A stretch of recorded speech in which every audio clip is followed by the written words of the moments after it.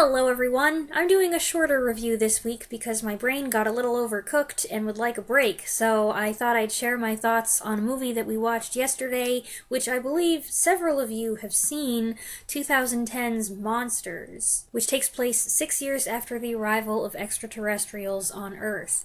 In Central America, an American photojournalist is instructed to make sure his boss's injured daughter makes it back home, but to get out of there, they have to cross the so-called infected zone. I'd had this movie on our Amazon watch list for several months. When I found out it was going to be leaving Prime on Monday the 27th, I decided we better catch it before it goes. It was mere seconds into it that I realized, hey, this is the same movie that a few commenters had mentioned to me before, because this is Gareth Edwards' feature film directorial debut, the low-budget, surprise hit monster movie that led to him being handed the reins to 2014's Godzilla.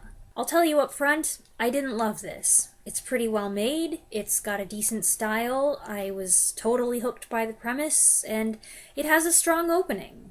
But then it changes gears, and I was disappointed by how tedious the first half turned out to be.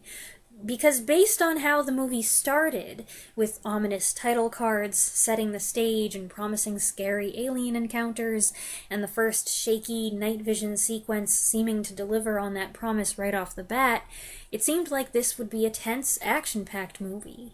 I was not expecting the plodding nature of what followed, and I felt like I hadn't been set up for a slow-burn monster movie, which in hindsight makes me feel like the hook is kind of misleading.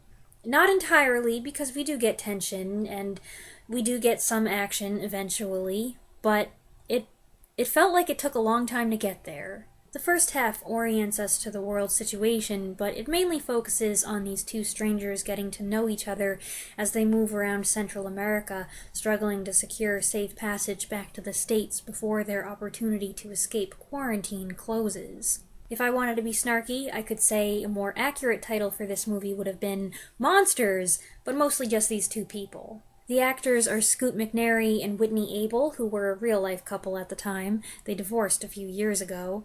They aren't huge stars, but they weren't total nobodies in 2010, and they do all right carrying the film. I think she emotes very well. Her character is compelling and expressive without saying a whole lot. I interrupt this broadcast to inform you that my nose is bleeding for absolutely no reason at all. So, this is great. It's not bad. I'm just gonna keep going. He had to grow on me. He has a couple really good scenes near the end, namely the one at the phone booth, but that came after I spent a significant amount of time finding him annoying, kind of dumb, and kind of a jerk. It does help a little bit that he knows he's being a jerk, so I cut him a little bit of slack there. He has a tendency to repeat himself, makes some rookie mistakes, and asks stupid questions. Well, I consider them stupid questions. Like when they're met by guerrilla escorts, he's all freaked out by their guns. He makes a big deal about it. Why do they have guns? Why do they have guns? And I was like, you're entering a jungle that's probably full of giant killer alien creatures. Why do you think they have guns?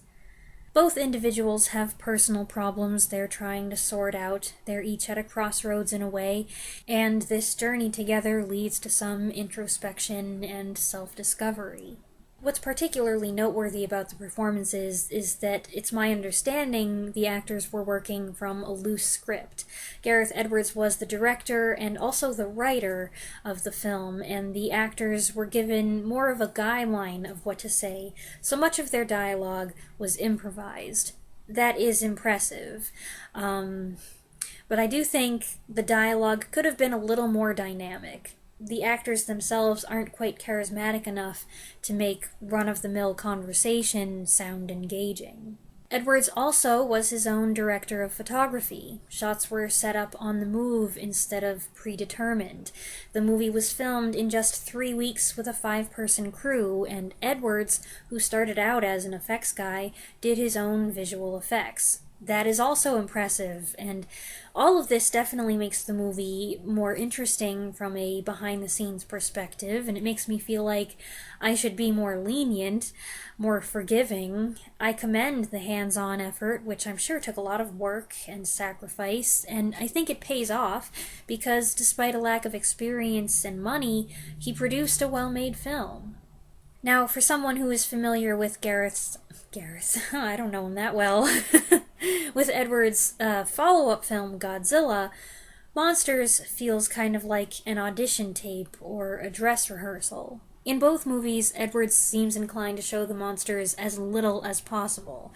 You catch a glimpse here and there, listen to some spooky noises, but you don't see much, and most of what you do see is partially concealed by darkness. Now, we can rehash the debate if you want over showing a lot of monster versus showing a little monster.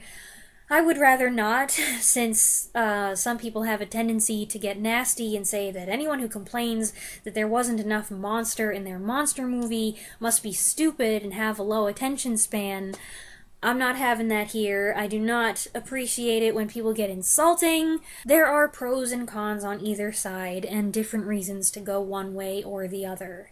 In this case, there's the small budget to be considered. The focus was meant to be on the characters all along. The director may prefer the less is more horror tactic that emphasizes atmosphere and suggestion. And if you keep the monster under wraps for as long as possible, your main characters don't really know what it is they're dealing with, and neither do the viewers, and that helps build tension. However, in an alien movie titled Monsters, I feel like it's not asking too much to expect to see monsters. Just like in a movie titled Godzilla, it's not that unreasonable to feel chagrined when Godzilla doesn't have more than 15 minutes of screen time. But there were other things the movie had in common with Godzilla. Like I said, a lot of the monster stuff happens in the dark, which isn't that unusual, and Edwards uses scattered debris to impress upon the audience the size and strength of the monster. What really got me, though, was the design of the eggs, very similar to those of the Mutos, with the glowing and pulsating. And while the aliens themselves are a different design, the mating scene gave me déjà vu. It's those last two similarities I found odd, because it kind of makes it seem like Edwards raided Monsters for ideas. He started work on Godzilla just 1 year after Monsters came out, and it really seems like maybe Godzilla was his chance to take another stab at these ideas, to redo the concepts, the designs, the certain plot points and effects with a bigger budget. I don't know how I feel about that. I just feel like, couldn't he have come up with something new? Anyway, I don't have much more to say about this. My mom liked it. I think she liked it more than I did. I am impressed by the story of how it was made and how much was achieved with so little. As a first-time effort, it's pretty darn good. But the film itself wasn't that special to me. It's a character-driven piece that doesn't succeed in making me feel attached to either character. I feel like it doesn't really have anything to do with budget, or how much screen time the monsters get, or this being more of a dramatic, character-driven piece, because compare it to The Vast of Night. That's another low-budget, independent alien movie where you hardly see anything, and it mostly focuses on two people, played by actors you've probably never seen before, and a lot of it is just them talking.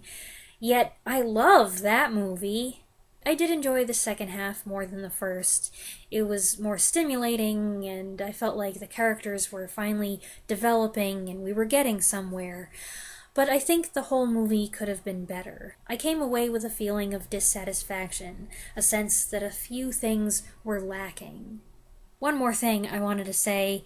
I don't think the R rating makes sense. I understand why it's rated R, but it feels more like PG-13, and I think it would have been if they had just taken out a couple things, taken out a couple of swears. There isn't much violence or gore, and the biggest jump scare comes from a homeless woman, not a monster. So those are my thoughts on 2010's Monsters, but you should always make up your own mind about these things, don't just take my word for it, and I would love to hear what you all have to say about this one. So, if you have seen Monsters, or if you catch it before it leaves Prime, let me know what you think in the comments below. I'm sure it'll be interesting, and come back next week to find out what else I saw this month. Thanks for watching.